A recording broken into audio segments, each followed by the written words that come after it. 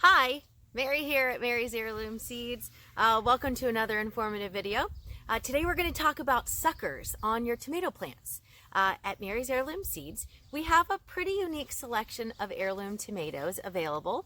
And we've already shared a video on our YouTube channel about the difference between a determinate tomato and an indeterminate tomato. So I'll briefly touch on that a little bit as well. Determinate tomato varieties are often referred to as bush tomatoes because they typically are shorter, more compact, and they typically produce most of their tomatoes all at once just before the plant dies. Now, a determinate tomato usually requires a little more staking. It needs a little more support because they typically grow a lot taller. They have a lot more branches that grow a lot longer, and you will probably have a little more suckers on those than on your determinate tomatoes. And a determinate tomato will typically produce for a lot longer into the frost times in your garden. Some people really prefer a determinate tomato. Some people prefer an indeterminate tomato. Indeterminate tomatoes are typically your Brandywine, your beefsteak, your Cherokee Purple, my all-time favorite, and your determinants are oftentimes a paste tomato like your San Marzano and your Amish paste. So let's get a little bit closer here and we're going to show you what a sucker is. Some people prefer to remove them, some people prefer to leave them. The idea behind removing suckers is they can take energy from your plant that would instead be used to grow tomatoes. But then the other way of thinking of not pruning suckers is that more foliage might give you a better, healthier plant.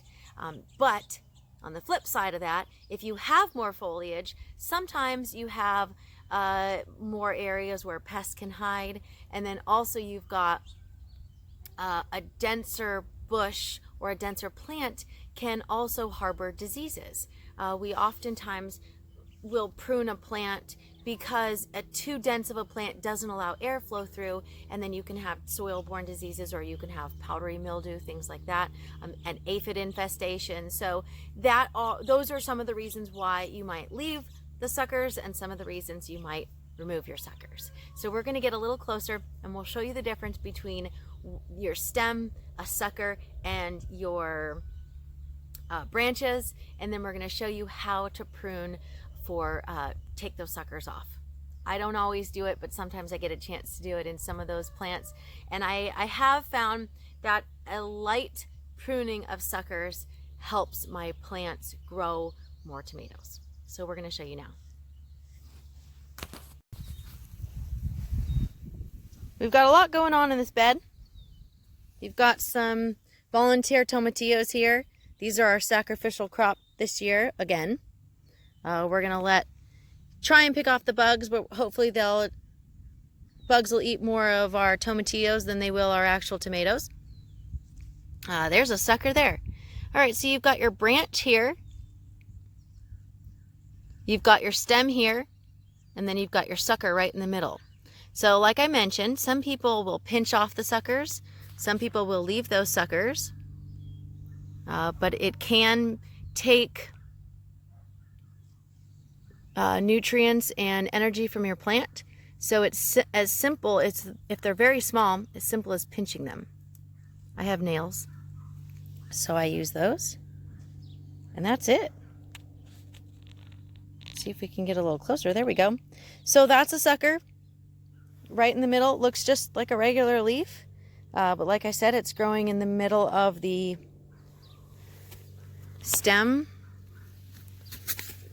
and the branch. We're going to see another teeny one there. This is a very small one.